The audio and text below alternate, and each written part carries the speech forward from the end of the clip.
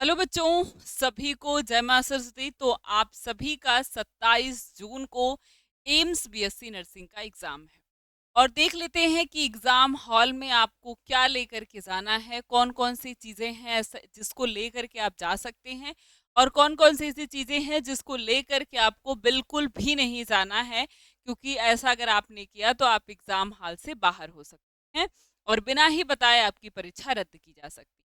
इसमें हम जान लेते हैं क्या क्या हमें लेकर के जाना है। अगर आप अपने एडमिट कार्ड पे ही देखें तो ये एडमिट कार्ड तो आपका बहुत ज़्यादा ज़रूरी है। यहाँ पर आपके पास टाइम दिया गया है, एंट्री क्लोजर टाइम 8:30 बजे का है और एग्ज़ाम का टाइम 9 बजे से 11 बजे तक का। तो इस 8:30 बजे के पहले यहाँ पर साफ साफ लिखा गया है कि जाना पहुंच जाना है, क्योंकि no candidate should be permitted to the entry after the entry closure time. यानी कि 8:30 बजे के बाद अगर आप 1 मिनट बाद भी पहुंचते हैं तो आप एग्जाम हॉल से बाहर हो जाएंगे, आपको एंट्री नहीं मिलेगी। और इसके बाद यहाँ पर दिया है कि आप एग्जाम हॉल में यानी कि 11 बजे से पहले, जब तक आपका पेपर नहीं खत्म हो जाता है तब तक आप एग्जाम हॉल को छोड़ नहीं सकते हैं, भले ही आपने पेपर पूरा कर लिया हो। और सारे कैंडिडेट को यहाँ पर बताया गया है कि इस इंस्ट्रक्शन को जो एडमिट कार्ड पे लिखा गया है इसको पढ़ें। जैसे इसमें कहा गया है कि आपको एक क्लियर प्रिंट अपने इस एडमिट कार्ड का लेकर के जाना है। ठीक है, एक clear admit card that has clear print on your uploaded photograph and your signature. ठीक है, इसके साथ होना चाहिए, कलर में होना चाहिए। और आपको अपने एडमिट कार्ड और आईडी प्रूफ, एक ओरिजिनल आईडी प्रूफ के बिना वहां पर प्रवेश नहीं मिलने वाला है। तो अपना एक ओरिजिनल एडमिट कार्ड प्रिंटेड और एक आईडी प्रूफ जैसे आधार कार्ड हो गया, पैन कार्ड हो गया, इसको लेकर के जाना है। और इसके बाद लिखा है और अपनी एक फोटो भी ले जाइएगा। वैसे फोटो नहीं मांगा गया लेकिन फिर भी ले जाइएगा, तो मे बी फोटो मिसमैच हो तो आपका काम देगा। ठीक है, इसके बाद candidate is liable to the cancelled without assigned reason notice. ठीक है, in case found indulge in the activities like talking, moving या फिर अनएक्सपेक्टेड एंड अनयूजुअल एक्टिविटीज। ठीक है, अगर आप टॉकिंग, मूविंग या फिर कोई भी अनएक्सपेक्टेड एक्टिविटीज में पाए गए जो आपको नहीं करना चाहिए था, या फिर आपके एग्जाम पैटर्न में कोई गड़बड़ी दिखाई दी, तो आपका एग्जाम बिना बताए ही रद्द किया जा सकता है। जैसे कि पैटर्न का मतलब है किसी में से देख के आप सेम टू सेम उसी पैटर्न को फॉलो कर रहे हैं। ठीक है, तो आपका जो है, या फिर किसी ऐसा लग रहा है कि आप नकल कर रहे हैं, ऐसे पैटर्न से समझ में आ रहा है आपके जो आप मार्क कर रहे हैं, निशान लगा रहे हैं, तो भी आपका एग्जाम जो है रद्द किया जा सकता है। इसके बाद यहाँ पर लिखा है कि प्लीज नोट, क्या लेके जाना है, do not carry any prohibited item with your including mobile phone या फिर वॉच या फिर इलेक्ट्रॉनिक आइटम। ठीक है, mention the detail instruction of the prospectus. तो आपको किसी भी तरीके की वॉच लेकर के नहीं जानी है, किसी भी तरीके का इलेक्ट्रॉनिक का आइटम, चाहे फोन हो गया, चाहे ईयरफोन हो गया, चाहे ईयरबड हो गया, कुछ भी हो गया, ये सब लेकर के नहीं जाना है। और no facility for safe keeping of ornaments valuables.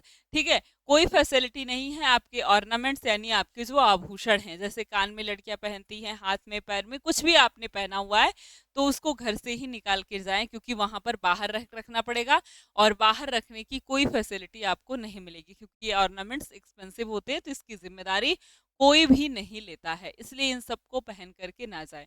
ठीक है, ऐसी चीज आप पहन सकते हैं जो फेंक दे तो कोई मतलब नहीं।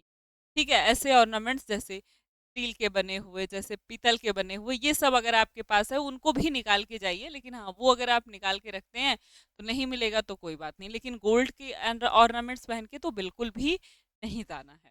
ठीक है, क्योंकि किसी भी तरीके का मेटल का पहन के नहीं जाना है, क्योंकि आपको इसको बाहर ही निकालना पड़ेगा। ठीक है, और any candidate found to the intoxicated with alcohol या फिर drugs will not be allowed entry into the examination hall. अगर ऐसा लगता है कि आप ड्रग्स लिए हैं, आपने अल्कोहल ली हुई है, तो आप एग्जाम हॉल में नहीं जा पाएंगे। Check course name in admit card, no change will be applicable on the day of the exam. अपने एडमिट कार्ड में जो आपने सब्जेक्ट भरा है, जैसे बहुत सारे बच्चों ने बीएससी नर्सिंग भरा है, बहुत ने पैरामेडिकल भरा है, पोस्ट बेसिक बीएससी नर्सिंग भरा है, तो यहाँ पर लिखा है कि उसको चेक करके ही जाइए, क्योंकि एग्जाम के दिन उसमें कोई भी बदलाव नहीं हो सकता है। ठीक है, और AIIMS reserve the right of the biometrics other method capture identity verification as per requirement. AIIMS जो है आपके बायोमेट्रिक मेथड से या फिर IRIC मेथड से या फिर अदर मेथड से आपके वेरिफिकेशन को कैप्चर कर सकता है, आपका वेरिफिकेशन करा सकता है। और इफ रिलीजन या फिर custom required to wear particular attire, पीडब्ल्यूबीडी candidates will be required the report early the available facilitation during entry. तो कह रहे हैं कि अगर आप किसी भी धार्मिक कारण से अपने सर को ढककर जाते हैं, किसी भी तरीके का धार्मिक अटायर यानी वस्त्र आभूषण पहन के जाते हैं, या फिर अगर आप पीडब्ल्यूबीडी कैटेगरी से हैं, तो आपको इस रिपोर्टिंग टाइम से काफ़ी पहले पहुंच जाना है। यानी 8 बजे का टाइम दिया है तो आप कोशिश करिए 8 बजे से पहले 7:30 बजे तक वहां पहुंच जाइए, क्योंकि आप उनसे अलग कैंडिडेट हैं। ठीक है। Use the back of the admit card of the rough work. आप एडमिट कार्ड के पीछे रफ वर्क के रूप में यूज कर सकते हैं। और single rough sheet will be provided. आपको एक सिंगल रफ शीट दी जाएगी।